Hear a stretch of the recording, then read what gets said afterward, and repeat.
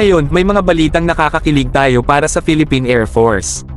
Abangan natin ang pagdating ng bago at higit na malalakas na C-130J30 Super Hercules aircraft. Sa panahon ng sakuna tulad ng baha at lindol, ang mga C-130 ng Pilipinas ay nagdadala ng kahalagahang tulong sa mga pangangailangan. Sila'y nagbibigay ng pag-asa at tulong sa mga oras na pinakakailangan ito. Kapag may sakuna, ang mga C-130s ay lumilipad para maghatid ng kritikal na tulong. Sila'y hindi lamang mga eroplano, sila'y mga simbolo ng pag-asa at lakas. Sa pamamagitan ng kanilang mga misyon, nagiging buhay ang pagmamalasakit, pagtibay ng loob, at pagkakaisa ng ating bansa. Habang nasa himpapawid ang mga C-130s, hindi lamang mga kagamitan ang dala nila. Dala-dala rin nila ang diwa ng malasakit, pagtibay ng loob, at pagkakaisa. Sila'y mga simbolo ng ating bansa na handang tumulong at magbigay ng pag-asa sa mga kababayan nating nangangailangan.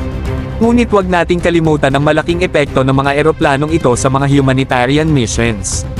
Mula sa paghahatid ng mga gamot sa mga liblib na lugar hanggang sa pagdadala ng mga tulong sa mga komunidad na apektado ng kalamidad, ang mga C-130s ay nagiging mga pakpak ng pag-asa, nagbubuklod at nagbibigay ginhawa sa mga kababayan nating nasa gitna ng kahirapan.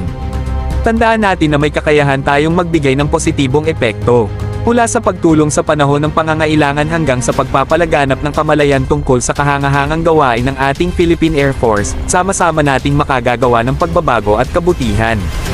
Huwag kalimutang mag-like, mag-subscribe sa ating channel, at i-ring na rin ang notification bell para hindi kayo maiwan sa ating good news na content.